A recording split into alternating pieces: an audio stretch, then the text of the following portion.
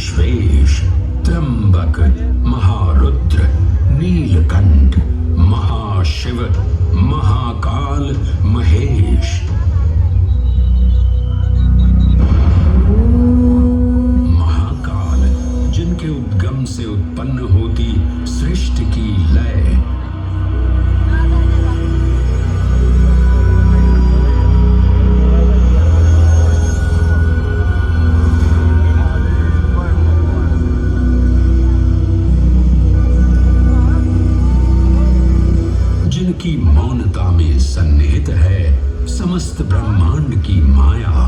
इन महान देव को नमन करने से पूर्व आइए वंदन करें उस रूप को जो स्वयं शिव से पहले पूजित होते हैं, श्री गोपू बालेश्वर.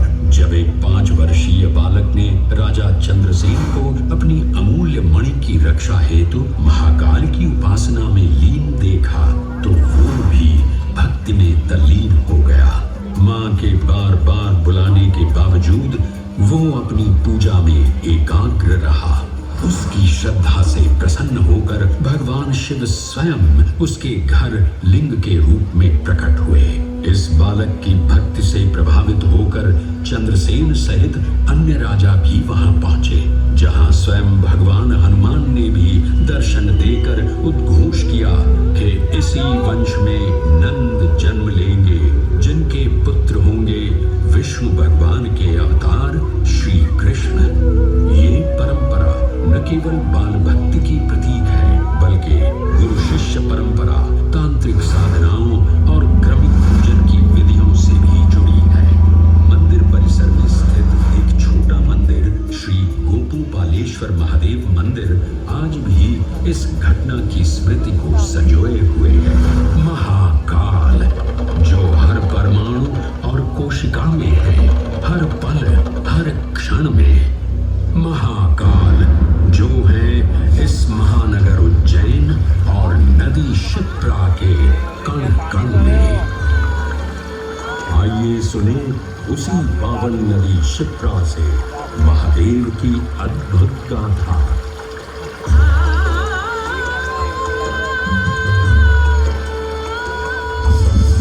भगवान विष्णु के अवतार वराह हृदय से उत्पन्न मैं पवित्र पावनी शिप्रा.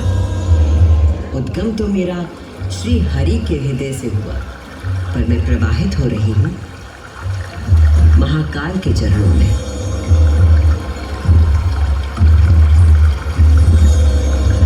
पुराणों में मुझे कई नाम प्रदान किए गए हैं. जबरधन, पाप धाम, अमृत संभवा और शिप्रा।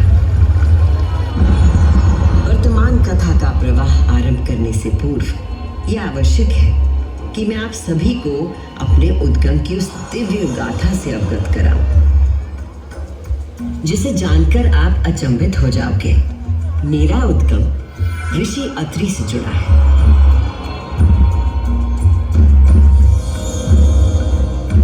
जो सप्त ऋषियों में से एक है। जब ऋषि अत्रि ने उज्जैन में 3000 वर्षों की कठोर तपस्या पूरी की और अपनी आंखें खोली, तो उन्होंने देखा कि उनके शरीर से 2 महान प्रकाश धाराएं निकल रही थी।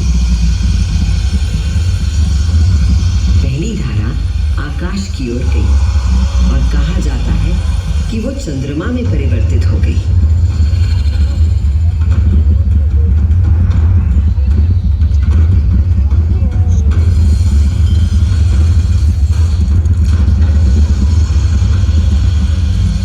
दूसरी प्रकाश धारा पृथ्वी की ओर गई और उसने मेरा रूप धारण कर लिया। और उस प्राचीन काल से बहती आ रही हूं मैं, इतिहास, आध्यात्मिकता, दिव्यता की कहानियां अपने साथ लेकर। कहानियां महाकाल की, जो विश्व का आदि और अंत है, जीवन का आरंभ और समापन जिनकी इच्छा से होता है, जो इस विश्व की निस्तब्धता और ध्वनि दोनों है।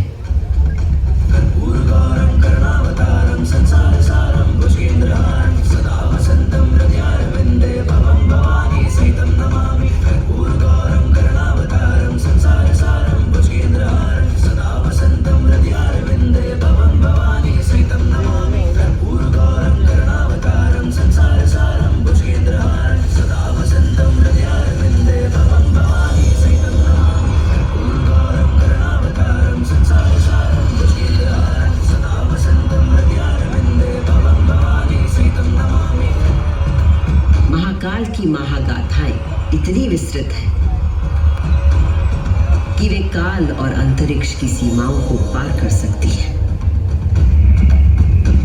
और आज मैं आपको इन कथाओं का केवल एक संक्षिप्त अंश प्रस्तुत करूंगी, केवल कुछ चुनिंदा मोती। समस्त सृष्टि महाकाल की अद्वितीय चेतना का संचार है, परंतु जिसके हृदय में स्वयं महाकाल की दिव्य चेतना प्रवाहित होती है, वही है मेरे तट पर स्थित उज्जैनी।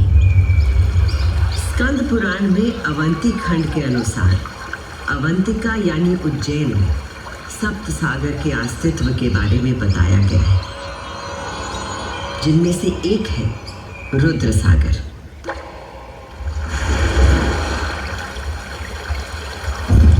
वही रुद्र सागर जहां आज आप सब विराजमान हैं, जहां पर अनादिकाल से ब्रह्म कमल खिला करते थे, जहां भगवान शिव स्वयं अपने गले में धारण मुंडों की माला का प्रक्षालन करते थे। पौराणिक प्रमाणों में मिलता है कि यदि कोई व्यक्ति अनजाने में भी इस जल का स्पर्श करता है तो 7 कुल का उद्धार हो जाता है। संतजन को मोक्ष और जीव को अकाल मृत्यु से त्राण देने हेतु अवंतिकापुरी में अवतरित देवाधिदेव महाकालेश्वर को मैं कृतज्ञ वंदन अर्पित करती हूँ।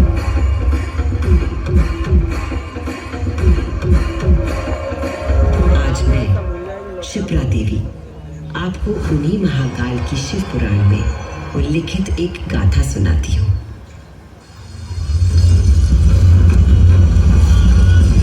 ब्रह्मांड के इतिहास में हमारी आकाश गंगा में भगवान ब्रह्मा और भगवान विष्णु के बीच श्रेष्ठता को लेकर प्रचंड विवाद हुआ।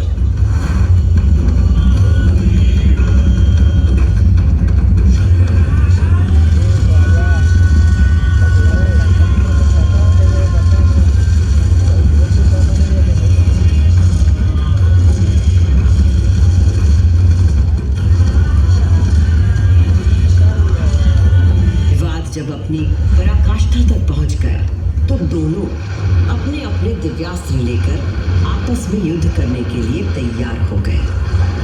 स्वर्ग में हाहाकार मच गया।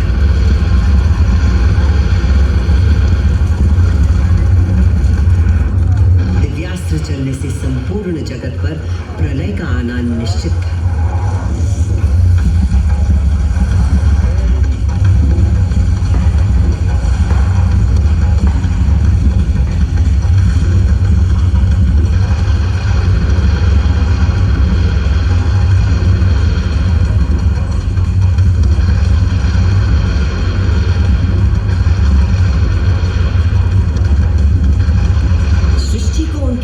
से बचाने के लिए और इन दोनों के विवाद को रोकने के लिए भगवान शिव को माया रचनी पड़ी। और अकस्मात अग्नि की ज्वालाओं से लिपटा हुआ एक महान अग्नि स्तंभ आकर स्थापित हो गया, जिससे दोनों देवताओं के दिव्यास्त्र स्वयं ही शांत हो गए।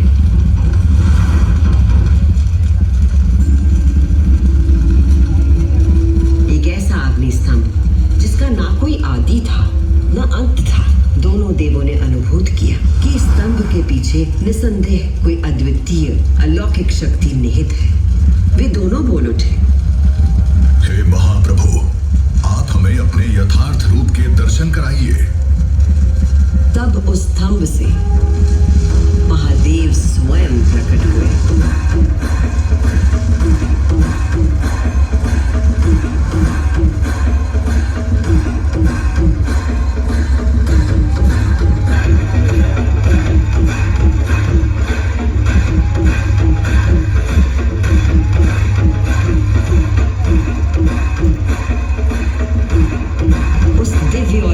रूप के पंच मुख थे और प्रत्येक मुख में 3-3 नेत्र प्रकाशित हो रहे थे। उनके भाल पर चंद्रमा का मुकुट था और मस्तक पर जटा।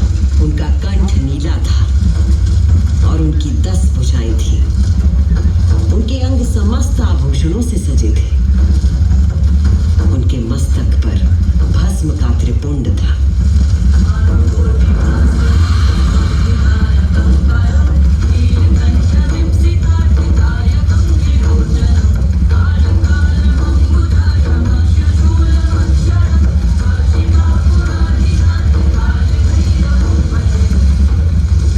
महादेव ने ब्रह्मा और विष्णु से कहा, सुरश्रेष्ठ ब्रह्मा जी, आप मेरी आज्ञा से सृष्टि की रचना करें और सुरश्रेष्ठ विष्णु जी, आप चर अचर जगत का पालन करें। मैं ही सृष्टि का पालन करने वाला और मैं ही सृष्टि का संहार करने वाला हूँ।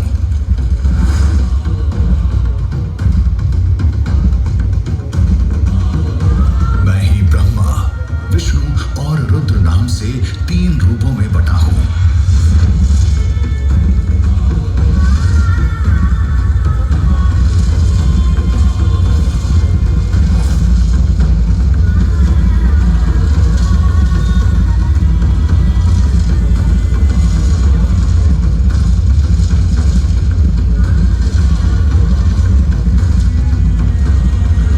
ये कहकर भगवान शिव स्वयं पृथ्वी पर लिंग के रूप में स्थापित हो गए।